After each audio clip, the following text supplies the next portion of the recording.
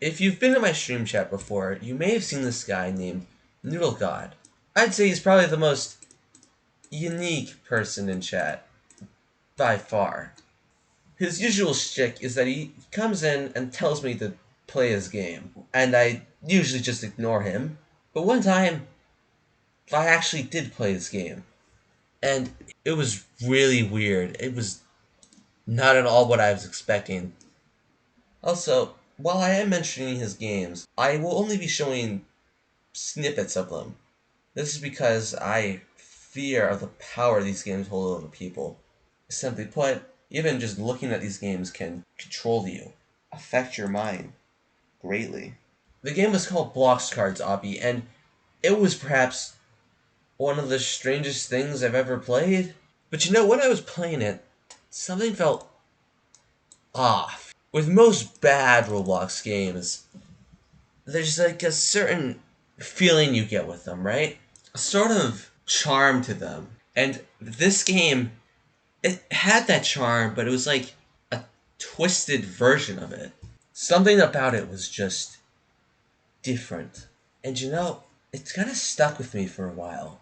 It hasn't really left my mind since then. Recently, I did a tier list stream, and he was there. And unlike literally everyone else, he didn't want to be on the tier list. That's not what he asked for. He asked if I could play his game. He had a new game. It was called My Bizarre Adventure, which was a completely unique and original title, by the way, that alludes to no other properties. And while I didn't play it on stream this time, I later did play it. And it was an experience. You know how Roblox says their creators make experiences? Yeah, that's what I felt like I was actually playing. I was actually playing what would be considered not a game but an experience. And it was the first time I'd felt something like this ever. The game just felt like an bottomless pit, honestly, that I could just keep tumbling down, never leaving, never changing. After playing this quote-unquote experience, I couldn't shake off the fact that something was wrong about this whole thing. Like, Noodle God was just dangerous. I had that small tingle inside me saying, this is kind of sus. This is kind of weird. What made it worse is that these games were just, it's like they were melting away at my mind. They were eating me from the inside. Like they were trying to let me go of my rationalities and just accept anything. After blocking off and taking a quick break, I started to think about it. Were these games controlling my mind? And if so, would it do the same for others? So I got some of my good friends, Bibby and Jack, to play both of these games. Don't touch the pizza, he said. Alright, leave the area. I need to just dispose of him. He's already disposed of. We've done 300 damage, guys. That was 300 more than it started off with. In like 10 minutes. And afterwards, I interviewed both of them on what they thought about these games. Here's what they said. So, do you know of Noodle God 665? No, I actually never met that man in my life. Never met of this man. Okay, have you heard of his amazing Roblox games? Oh yeah, I've heard. I've mostly heard it. He just comes out sometimes and it's like, "Yo, play my game," and then I Yeah, just play that's it and literally all he I does. find it enjoyable. Yeah, Drops games at random. honestly, like the game, his games, they're actually like pretty funny and they're pretty fun. It's very random. That's what I like about it. It's a little bit unfair, though. It's a little bit unfair. Yeah, it's very lopsided at times, though. Do you feel like you ever use your brain in them? I sometimes Yes, yes. I had to use my brain for most of these because they are so confusing. Do you feel like they were like a maze? Amazed? What do you mean? Please elaborate. Like a maze of confusion. Like what the heck's happening? Yeah, maybe. Yeah, A mix of both. A mix a of mix of of both. both. A mix of a maze of confusion and what? And frustration. I see. Mostly with the final boss. Mostly with the final boss. Yeah, the final boss of which game? Yeah. Of your bizarre. No, my bizarre adventure. My bad. Oh yeah. Now what they say here is very interesting. They call the game confusing and also frustrating. Both of these emotional states are quite good for manipulation. Manipulating angry people is actually much easier than manipulating people who are thinking rationally. And the same thing goes with confusion. It's almost like these games are purposely made to manipulate people. And not only did I felt, controlled while playing these, other people did too. Now, it's also a good time to mention I recently made a new discovery about Noodlegod. He has a podcast called the Noodlegod 665 Experience. This podcast consists of him, usually with Booty Muncher and Bob Nye, talking about random stuff. It's very strange and it feels odd to watch. A quick content disclaimer. If you want to watch this podcast, some parts of it are not PG family friendly. Just warning you ahead of time. And so, while I was having this interview, I also had Baby Inject react to one of the episodes of this podcast. Today with me, I have Bob Nye. It's me. And Booty Muncher. Why does Bob sound gay? Today I brought you both on I don't the know. show to discuss They probably are. No offense, Bob. If you are listening expect to you to this, say I that. support the I wish I could stick his LGBTQ. big blue forehead in my mouth, but it's too lusciously big. Bob Nye, that's... Are they talking about UTNT? Yeah. You don't have to be gay to appreciate a man's beauty. Yeah, I'm not gay, but I can appreciate mega mine. I think he's in the closet. I'm not gay, but yeah, he's technically saying he He's is. hot, obviously. Yeah, That's what it obviously, means. obviously. And keep Is that a guitar in the background? Yes, it is. He looks like Who are they This talking he's got about? off Are they of talking about that Andrew thing. Tate? I don't know. Why I Why hope you, not. Bob Nye? Honestly, Yeah, I'm so just I so can get confused my, about this podcast. $10,000 Are you for okay, the Bob? McDonald's every month. I don't think any of them are Very okay. hard, considering how cheap their prices are. Speaking of which, this video is sponsored by McDonald's. Oh Whopper, Yeah, Whopper, okay, well, I'm leaving this like. I'm leaving. Yeah, I'm just looking too. This sucks. Overall, a much more mixed response from us. My personal theory is that this podcast is for people who have already undergone brainwashing from the games and such, and then will be continue to stay in the brainwashing via the power of this podcast. Though, if you're not completely brainwashed like me, Baby, or Jet, it won't have any effect on you. But, really, these were just all theories without much evidence.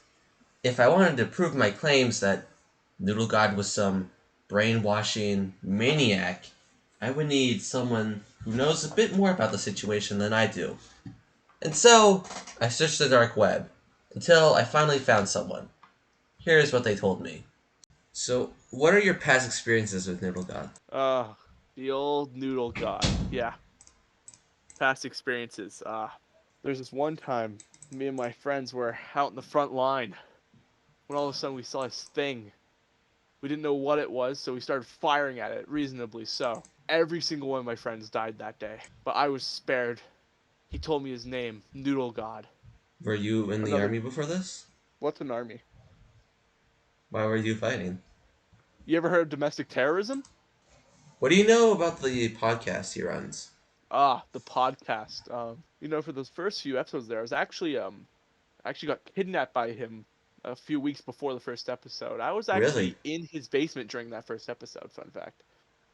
Really? Yeah. What did he do to After- you down there?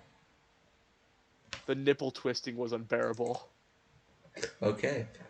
What do you think of Noodlegod as just a person? Besides all the torture and killing of friends, Yeah. I played Mortal Kombat with him a few times, he seems like a pretty cool guy. Okay. Yeah. Yeah, paid for my lunch once. It was pretty good. What do you know about his games? I've played them a few times, have to say. They were of exceeding quality than what I've expected from him. They were yeah. playable, is one thing. A little bit racist, but, you can get over that. How did you feel while playing them? Felt like, it was a game where you don't really think while you're playing, so, like, I was almost being controlled by something else while playing. Interesting. Wow, that interview really told us a lot about Noodlegod. He was able to kill an entire group of terrorists by himself, and he left one sole survivor of those terrorists so that he can manipulate and control them into doing his own bidding. And afterwards, he was able to convince the survivor of this horrific incident that he was actually friendly and nice and would be pretty cool to play Mortal Kombat with. Not only that, he still thinks that even after he's been tortured by him via the method of quote-unquote nipple twisting. Clearly, Noodlegod is more than a menace to society. But that's not even it. I still have one more interview, and it's with the one and only Crazy Cowman, the classic stickman. So, what do you know about Noodlegod 665? Noodlegod? Well, he's definitely a wacky fellow. Yeah, you're a moderator for my channel. You might have seen them before because you have to look at chat, right? Yeah, he's trying to take over. Like, I feel like we should be scared of him. Do you know about his podcast? Podcast? Yeah, he posts interviews, I guess, with people. This is the second video they made. No, this is the third one, sorry. Hello and welcome to the Noodlegod 665 experience. Today with me I have Booty Muncher, hi, Bob Nye, Hey. and Red Sus.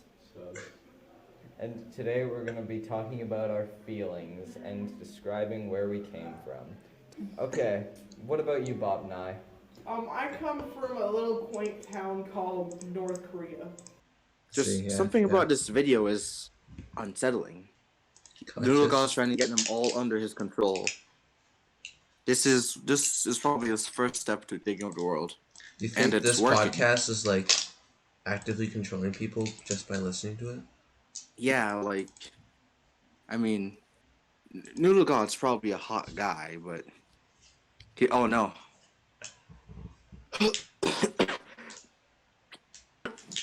What's happening? What's happening? Speak to me!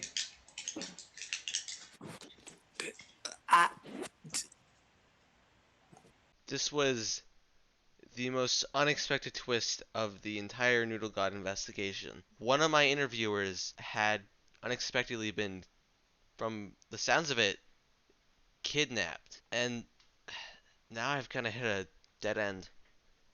I'm not really sure if there's anything else they can find about this guy right now. There's no other information about him online. I searched everywhere, honestly, and no one knows anything about him. I'm assuming all of his friends, like Booty Muncher and Red Sus, are all keeping quiet, trying to hide him, trying to keep him safe.